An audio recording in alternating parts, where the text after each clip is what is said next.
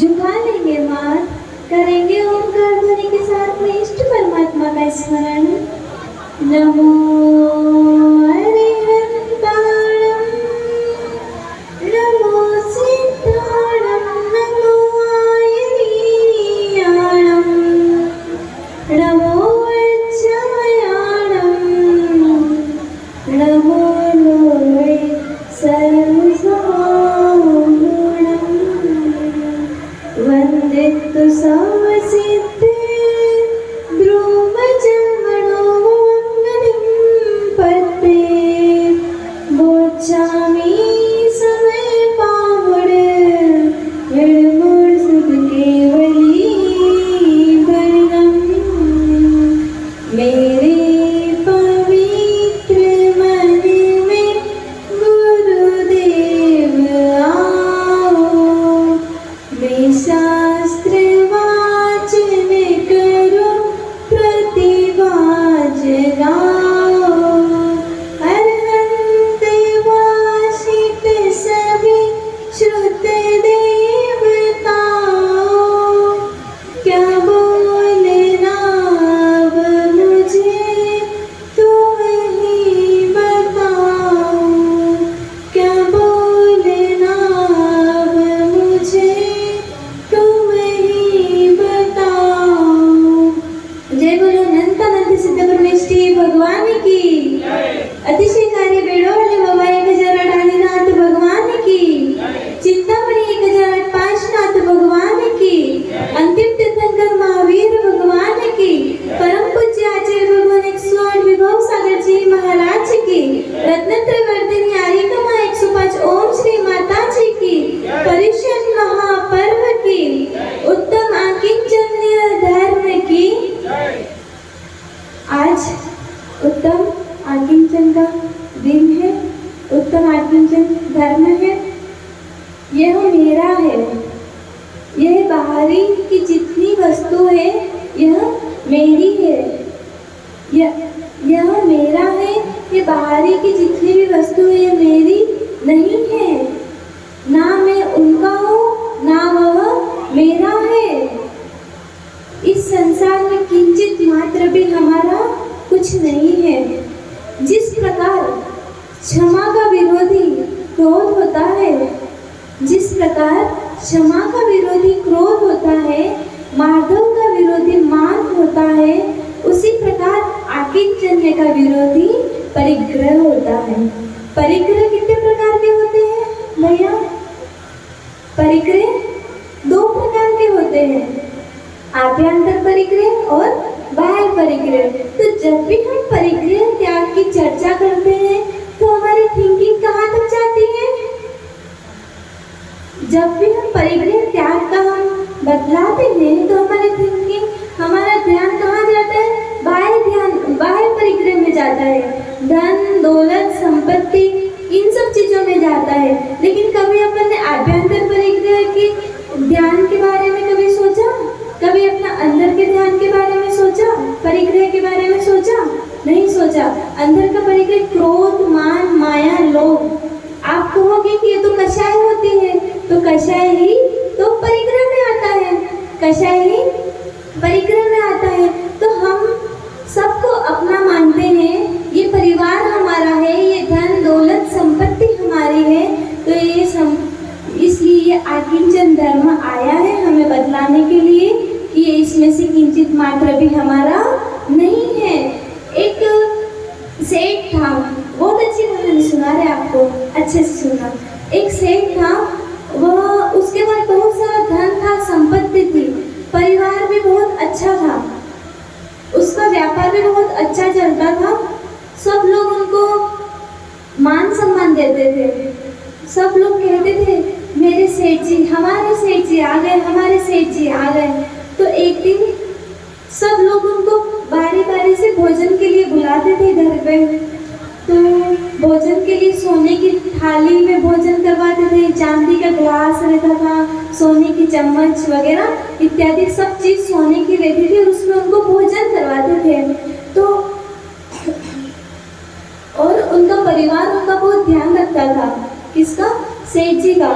सेठ जी का परिवार उनका बहुत ध्यान रखता थे और यहाँ तक कि उनके छोटे भैया भी उनकी सेवा में एकदम तल्लीन हुआ करते थे। जब भी कुछ होता तो उनकी सेवा के लिए उनका पूरा परिवार उनका साथ देता था। लेकिन वो सेठ जी क्या करते थे? मंदिर नहीं जाते थे, धर्म नहीं करते थे, ना पूजन पाठ अभिषेक इत्यादि कुछ भी नहीं करते थे। धर्म में तो उनका मन बिल्कुल भी नहीं था। किंचित मात्र भी उनको धर्म में लगाव नहीं था। तो धन तो था लेकिन क्या नहीं था? धर्म नहीं था। धन तो था लेकिन धर्म नहीं था। तो धीरे धीरे समय बदलता गया। उनके पास जितना धन था, धर्म नहीं करने पर धन पूरा नष्ट हो गया। सब चीज बिक चुकी थी, यहाँ तक कि उनको खाने के लिए भी कुछ भी नहीं था। उनका ये सब पूरा बिखर गया, धन सब नष्ट हो गया। तो उनका परिवार भी पूरा बिखर गया। पत्नी छोड़कर चली गई, बच्चे छोड़कर चले गए और छोटे भैया भी अलग हो गए। सब उनको छोड़कर चले गए। तो दिवाली नजदीक आ रही थी, दिवाली का समय था और छोटे भैया के तो पास तो पैसे थे, धन था उनके पास। तो क्या किया? दिवाली आ रही थी तो दिवाली में तो अच्छे नए नए कपड़े पहनते ही हैं, घरों में अच्छे से स्वादिष्ट भोजन तो बनते ही है। तो जो सेठ जी थे उनके पास सब कुछ नष्ट हो गया था। तो वो अपने भैया के घर पे, छोटे भैया के घर पे गए थे। अब उनके पास पहले जब धन था तब तो वो अच्छे राजा जैसे मतलब अच्छे कपड़े पहनते थे। लेकिन इस बार उन्होंने क्या, उनके पास कपड़े नहीं थे, धन का नष्ट हो गया था। धर्म नहीं करने पर धन का नष्ट हो गया था। तो फिर उनके पास फटे पुराने कपड़े थे, तो पहन के उनके छोटे भैया के घर पे गए। तो छोटे भैया ने क्या किया? उनको धक्का दे के घर के बाहर निकाल दिया कि फटे पुराने कपड़े पहने हैं तो जो मेहमान आए हैं हमारे घर पे, वो हमारे बारे में क्या सोचेंगे कि इनके भैया ऐसे हैं गरीब। तो फिर उन्होंने उनको धक्के मार के निकाल दिया। फिर क्या हुआ? अपन चावल बनाते हैं तो चावल पसाते हैं। तो उन सेठ जी ने कहा था कि हमें भोजन करवा दो, तो उन्होंने नहीं करवाया था। तो जो उनके घर पे चावल पसा रहे थे, तो जो चावल हम पसाते हैं तो कुछ चावल के दाने गिर जाते हैं। तो जो सेठ जी थे वो रसोई की जो नाली थी, रसोई की जो वहाँ से कचरा निकलता है, वहाँ से उन्होंने चावल बीन के खाए। थोड़े जितने भी उनको प्राप्त हुए उन्होंने उसको ग्रहण किया।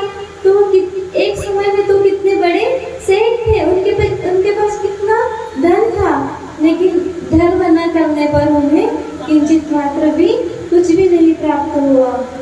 उसी प्रकार वो नाली में से निकाल कर भोजन कर रहे थे। चावल के दाने जितने उनको प्राप्त हो रहे थे उन्होंने ग्रहण किए। तो अपन सब बोलते हैं ना कि ये सब कुछ मेरा है, ये परिवार मेरा है, ये धन मेरा है, लेकिन उसमें अपना कुछ भी नहीं है। ऐसे ही एक दिन सेठ जी के गांव में मुनिराज आए थे। मुनिराज ने उनको शिक्षा दी और उस शिक्षा से उनका मन फिर से धर्म में लग गया। तो धर्म में तो उनका मन था नहीं, पर धर्म में उन्होंने फिर धीरे धीरे मुनिराज ने शिक्षा दी तो उन्होंने अपना मन धर्म में लगा लिया। उस धर्म से उनका इतना प्रभाव पड़ा कि उनके पास जितना धन पहले था उससे कई गुना ज्यादा बढ़ गया। तो उसके बाद फिर से चलते गए सब कुछ उनका सही हो गया था। तो फिर उनके जो छोटे भैया थे उनके पास धन कम ही था, इतना धन नहीं था। लेकिन बड़े भैया के पास तो अब सेठ जी जो थे उनके पास तो पहले से भी बहुत कई गुना ज्यादा धन आ गया। तो छोटे भैया ने कहा कि हम तो गरीब हैं, बड़े भैया के पास तो बहुत सारा धन आ गया। धर्म के प्रभाव से उनके पास धन आ गया। तो उन्होंने सोचा, छोटे भैया ने कहा कि अब उनके पास धन आ गया है तो दिवाली तो फिर से आ रही है, पहले दिवाली तो निकल चुकी थी, तो फिर से दिवाली आ रही है, तो हम अपने बड़े भैया को घर पे भोजन के लिए आमंत्रित करेंगे। तो उन्होंने आमंत्रित करने के लिए वो गए।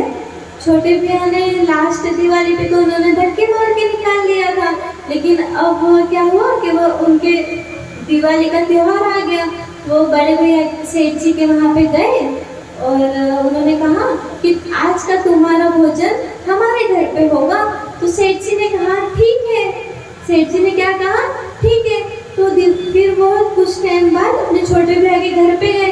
तो छोटे भैया ने सेठ जी का पाद प्रक्षालन करवाया, अच्छे से स्वागत किया। और वो तो सेठ जी थे, तो सेठ जी ने तो हाथों में कंगन पहने थे, गले में माला पहनी थी, बहुत सारे आभूषण पहने हुए थे उन्होंने। तो फिर उनको बढ़िया पहले तो पाद प्रक्षालन करवा लिया, फिर अच्छे से भोजन के लिए बिठाया और सोने की थाली लगाई और 56 भोग लगाए, 56 व्यंजन बनाए थे। 56 व्यंजन पूरी सोने की थाली में रखे और ग्लास, चांदी के ग्लास में अनेक प्रकार के जूस वगैरह सब कुछ रखे।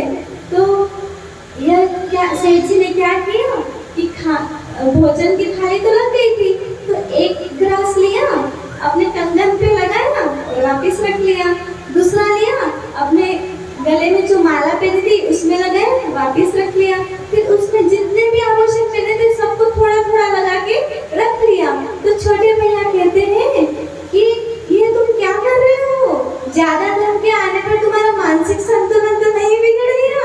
क्या कहा, ज्यादा धन आने पर मानसिक संतुलन तो नहीं बिगड़ गया, दिमागी तो सही है ना तुम्हारा?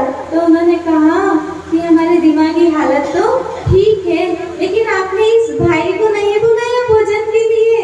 क्या कहा, आपने इस बड़े भैया को नहीं बुलाया भोजन के लिए। आपने तो जो ये भैया ने धन पहना है, जो आभूषण है, आपने तो उनको बुलाया है।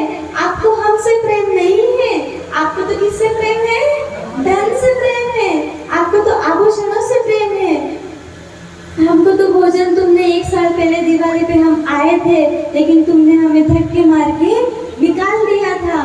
तुमने हमें तब तो भोजन नहीं करवाया, अब तो इस गाय को भोजन कराया तो है, लेकिन भोजन तो कराया है, लेकिन भाई के पास जो धन है उसके लिए तुमने बुलाया था, तो इसलिए धन को भोजन करा रहा हूँ।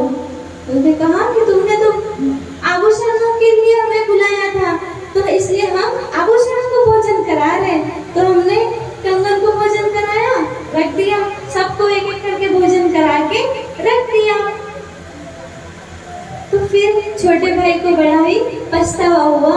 छोटे भाई ने बड़े भैया से माफी मांगी। तो इससे ये शिक्षा मिलती है कि जिन चीजों को हम अपना समझते हैं, ये परिवार मेरा है, सब कुछ मेरा है, लेकिन वह किंचित मात्र भी हमारा नहीं है। जब तक हमारे पास धन है, तब तक सब हमको अपना मानते हैं। धन चला जाता है तो सब हमको धक्का मारते हैं। जब तक हमारे पास धन है तब तक तो अपना मानते हैं, धन नहीं तो धक्का मारते हैं। मैंने देख लिया सबको, क्या? मैंने देख लिया सबको, समझ लिया आंकिंचन धर्म को। मैंने देख लिया सबको, समझ लिया आंकिंचन धर्म को। ना कोई मेरा, ना मैं किसी का, धर्म आंकिंचन नाम है इसी का, धर्म आंकिंचन नाम है इसी का।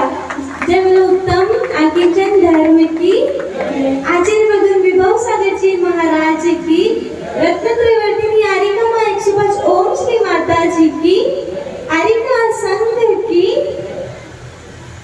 धर्म सभा में आने वाले समो शरण जाते, धर्म देश ना सुनने वाले दिव्य ध्वनि पाते।